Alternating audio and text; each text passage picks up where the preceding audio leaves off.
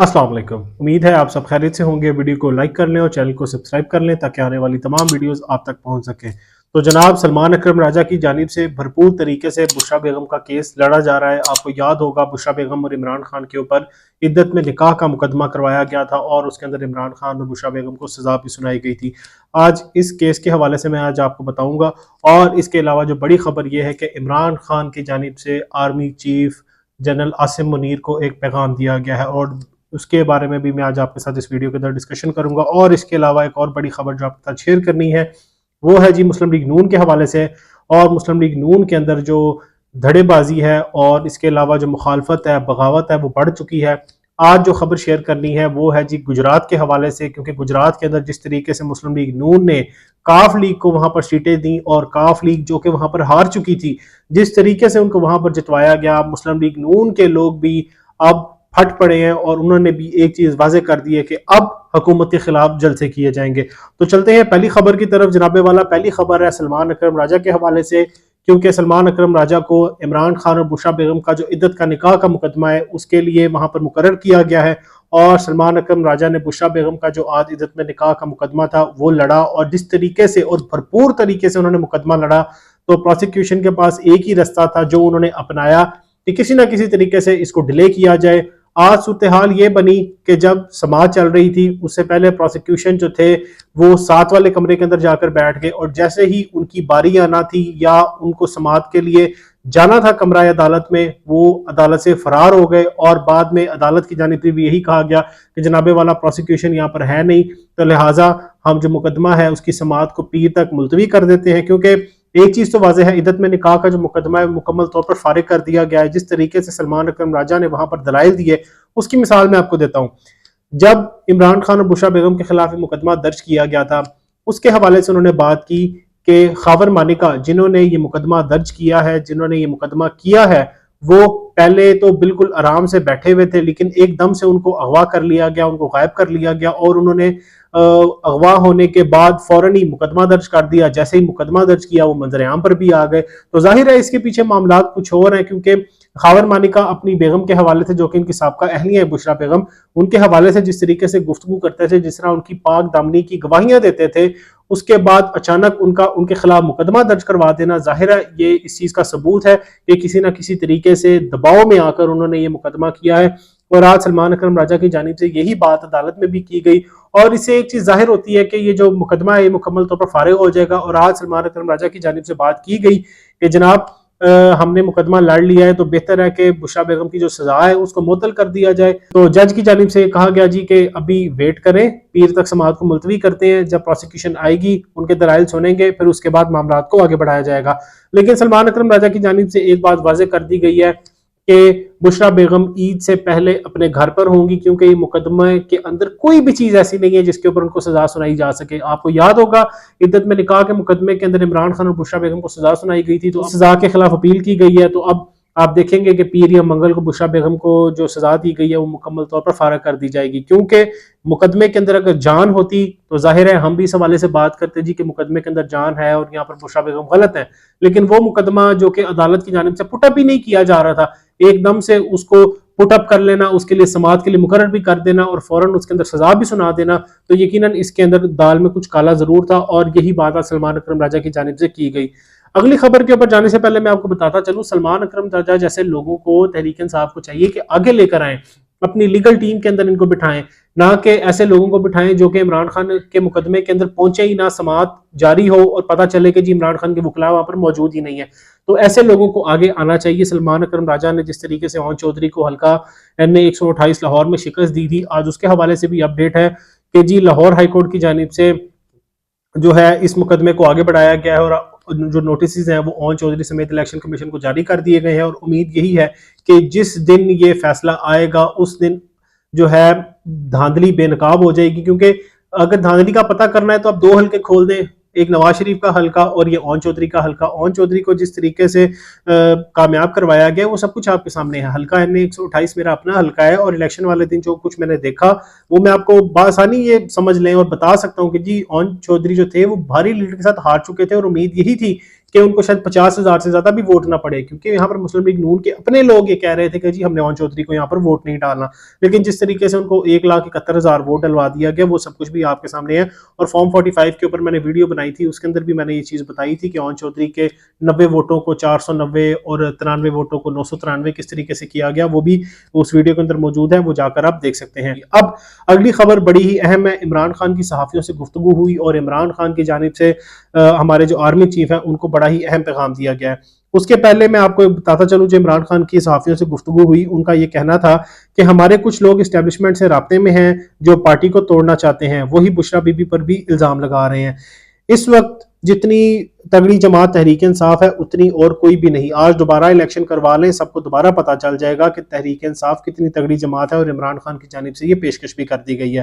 اس کے علاوہ عمران خان کا کہنا تھا کہ چیف جسٹس قاضی فائز عیسیٰ کو بھٹو کا کیس اور فیصلہ آباد کا جو کیس ہے وہ یاد آ گیا، یہ نظر نہیں آ رہا کہ لوگ ملٹری جیلوں میں پڑے ہوئے ہیں۔ اس کے علاوہ عمران خان کا مزید کہنا تھا کہ میں نے کبھی فوج سے لڑائی نہیں کی، جنرل باجوہ نے ہماری پیٹھ میں چھڑا گھونپا۔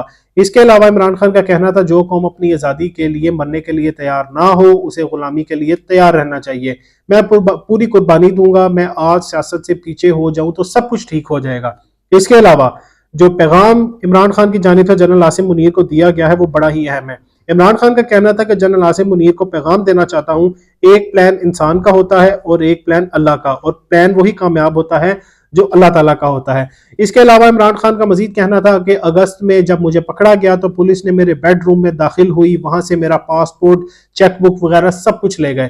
عمران خان نے صحافیوں سے گفتگو کی اور آج عمران خان نے جو باتیں کی وہ بڑی ہی اہم ہے۔ عمران خان کا الیکشنز کے لیے پیشکش کرنا کہ جی دوبارہ آئیں الیکشن کروائیں، پتہ چل جائے گا کہ کون زیادہ مضبوط ہے اور کون مضبوط نہیں ہے، وہ سب کچھ پتہ چل جائے گا۔ اس کے علاوہ عمران خان نے بشرا بیگم کے حوالے سے بات کرتے ہوئے کہا، عمران خان سے جب سوال کیا گیا بشرا بی بی نے پہلے شہد میں کچھ ملانے کا کہا، آپ نے زہر دینے کا کہا، بشرا بی بی نے دوبارہ کھانے میں ہارپک ملانے کا کہا۔ عمران خان سے جب سوال کیا گیا جب تک بشرا بیگم کی اینڈوسکوپی نہیں ہوتی کیسے پتہ چل سکتا ہے، جب کوئی چیز اندر چلی گئی تو بظاہر دیکھنے سے کچھ معلوم نہیں ہو سکتا۔ عمران خان سے مزید سوال کیا گیا، آپ نے اور بشرا بی بی نے الزام آرمی چیف پر لگایا اور کل ٹیسٹ کلیئر آیا تو آپ کیا کہیں گے اس کے حوالے سے؟ آرمی چیف نے ہی میری بیوی کو ٹارگٹ کیا جس کا سیاست سے کوئی لینا دینا نہیں ہے، مجھے اور میری بیوی کو کچھ ہوتا ہے تو وہی ذمہ دار ہوں گے۔ عمران خان نے ایک بار پھر جنرل عاصم منیر کے حوالے سے بات کرتے ہوئے کہا کہ اگر ہمیں کچھ ہوا تو ذمہ دار جنرل عاصم منیر ہی ہوں گے۔ اب صورتحال یہ ہے کہ عمران خان کو جیل میں ڈالنا صرف اور صرف یہ ضروری تھا کہ جی عام انتخابات میں تحریک انصاف کو دھچکا دیا جا سکے، لیکن جس طریقے سے 8 فروری کو پاکستان کی عوام نے عمران خان اور تحریک انصاف کو ووٹ دیا وہ سب کچھ آپ کے سامنے ہے۔ ان لوگوں نے ہر طریقے سے کوشش کر لی کہ عمران خان کی تصویر باہر نہ آئے، عمران خان کی جھلک باہر نہ آئے، اور تحریک انصاف سے بلے کا نشان بھی واپس لے لیا گیا، عمران خان کو سزائیں سنا دی گئی، عمران خان کی بیوی کو سزائیں سنا دی گئی، لیکن اس کے باوجود کیا حاصل ہوا؟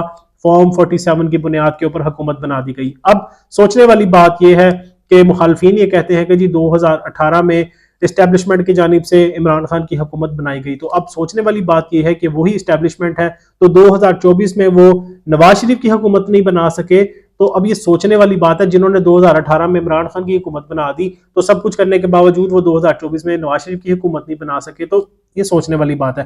2018 کے حوالے سے میں آپ کو بتاتا چلوں کہ 2018 میں جس طریقے سے تحریک انصاف کی نشستوں کو کم کیا گیا تھا RTS بٹھا کر، تحریک انصاف کا اس طرف دھیان ہی نہیں گیا کیونکہ وہ وہاں پر کامیاب ہو چکے تھے۔ تو اب اصل صورتحال یہ ہے کہ نواز شریف کو کسی نہ کسی طریقے سے وہاں پر یعنی مسلم لیگ نون کو جتوانے کے لیے تحریک انصاف کی نشستوں کو کم کیا گیا تھا 2018 میں، اور اب وہی کچھ کرنے کی کوشش کی گئی 2024 میں، اور وہ کھل کر یہاں پر بے نقاب ہو گئے۔ جس طریقے سے بھونڈے طریقے سے دھاندلی کی گئی وہ سب کچھ بھی آپ کے سامنے ہے۔ اب اس کے علاوہ ایک اور بڑی خبر ہے، کیونکہ آپ کو معلوم ہے کہ مسلم لیگ نون کے اندر دھڑے بازی ہو چکی ہے، مسلم لیگ نون کے اندر بغاوت ہو رہی ہے، اختلافات عروج پر ہیں، کیونکہ مسلم لیگ نون کے جو بڑے رہنما ہیں وہ یہ کہتے تھے کہ یار ہمیں حکومت میں آنے کا فائدہ ہی کوئی نہیں، ہمارے پاس مینڈیٹ نہیں ہے، ہمیں پاکستان کی عوام نے ووٹ نہیں دیا اور نہ ہی ہمارے پاس سادہ اکثریت ہے، تو ہمارے پاس یہ کوئی حیثیت نہیں ہے ہماری کہ ہم یہاں پر آ کر حکومت بنائیں، لیکن اس کے باوجود ہمیں زبردستی ہم سے حکومت بنوائی جا رہی ہے۔ چلیں آپ کی یہ بات مان لیتے ہیں، تو کیا آپ اتنے چھنے کا کہ آپ اتنے بیچارے ہیں کہ آپ سے زبردستی حکومت بنائی جا رہی ہے؟ تو اگر آپ حکومت نہیں بنانا چاہتے تو آپ سے کس نے حکومت بنائی؟ یہ آپ کھل کر میڈیا کے سامنے آ کر بتائیں کہ ہم سے انہوں نے حکومت بنائی ہے یا انہوں نے ہم سے حکومت بنوائی ہے. تو اب آپ اتنے ذمہ داری جو ہے اپنے اوپر سے نہ ہٹائیں. آپ نے پی ڈی ایم نامی ٹولہ بنا کر جس طریقے سے عمران خان کی حکومت کو گرایا تھا اس کے اوپر بھی آپ لوگ یہ کہہ رہے ہیں کہ جی ہم لوگوں کو تو زبردستی عدم اعتماد ہم سے کروا دی گئی اور ہمارے ہاتھ پکڑ کے ووٹ ڈلوا دیے گئے. تو جناب یہ اب چورن نہیں بکنے والا. اب صورتحال یہ ہے کہ جی مسلم لیگ نون کے گجرات سے جو قومی اسمبلی کے امیدوار تھے عابد رضا کوٹلہ, انہوں نے بھی جناب والا مسلم لیگ نون کے اندر بھرپور طریقے سے اختلافات پیدا کرنے کی کوشش کی ہے. بلکہ وہ تو ایک امیدوار تھے مسلم لیگ نون کے جو 2013 میں مسلم لیگ نون میں شامل ہوئے تھے, گجرات سے کامیاب ہوئے, 2018 میں وہ ہار چکے تھے. لیکن یہاں پر یہ ایک وہ نشست ہے جہاں پر مسلم لیگ نون ہار چکی تھی 2018 میں, یہاں پر ری کاؤنٹ میں مسلم لیگ نون کو جتوایا گیا. اب 2024 کے اندر بھی یہاں پر چودھری عابد رضا کوٹلہ کو شکست ہوئی تھی اور ری کاؤنٹ کے بعد شکست ہوئی تھی, ورنہ تو یہاں پر جتوا دیا گیا تھا مسلم لیگ نون کو. لیکن تحریک انصاف نے یہاں پر ری کاؤنٹ کیا اور تحریک انصاف یہاں پر بھاری لیڈ کے ساتھ کامیاب ہو گئی. اب انہوں نے جی مسلم لیگ کاف کے اوپر تنقید کرتے ہوئے یہ کہا ہے کہ جی مسلم لیگ کاف کو جس طریقے سے یہاں پر کامیاب کروایا گیا ہے وہ سب کچھ آپ کے سامنے ہے. اب یہاں پر اصل مقابلہ تھا تحریک انصاف کے ساتھ تمام جماعتوں کا. اب ان کا یہ کہنا کہ مسلم لیگ کاف کو یہاں پر جعلی مینڈیٹ دیا گیا ہے, یہ اس چیز کا اعتراف ہے کہ تحریک انصاف کو یہاں پہ ہروایا گیا ہے. کیونکہ جتنے بھی فارم 45 سامنے آئے ان کے مطابق یعنی ان کے حلقے کے اندر تو ویسے ہی تحریک انصاف کی جانب سے چودھری الیاس کامیاب ہو گئے. اس کے علاوہ دوسرے حلقے کی بات کریں کیسرا الہی وہاں سے کامیاب ہو چکی تھی. اس کے علاوہ چودھری پرویز الہی بھی کامیاب ہو چکے تھے. اس کے علاوہ NA65 گجرات کے اندر سے بھی سید وجاہت حسنین شاہ کامیاب ہو چکے تھے, اور وہاں پر جس طریقے سے تحریک انصاف کی جیتی ہوئی نشستوں کو ہروایا گیا وہ سب کچھ بھی آپ کے سامنے ہے. عابد رضا کوٹلہ کا کہنا تھا کہ کاف لیگ کے جعلی مینڈیٹ کو نہیں مانتے. کاف لیگ کا کوئی امیدوار ایسا نہیں جس کو 8,000 یا 25,000 سے زیادہ ووٹ حاصل ہوئے ہو.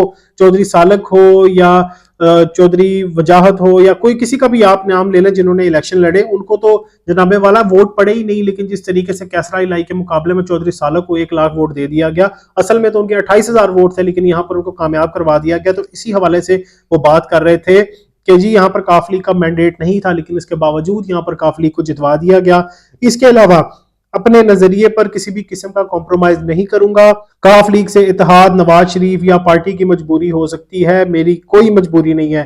اس کے علاوہ ان کا کہنا تھا کہ عید کے بعد ان کے خلاف بھرپور تحریک چلائی جائے گی. پہلے مرحلے میں تمام حلقوں میں جلسے کیے جائیں گے اور دوسرے مرحلے کے اندر ہم سڑکوں کے اوپر آئیں گے.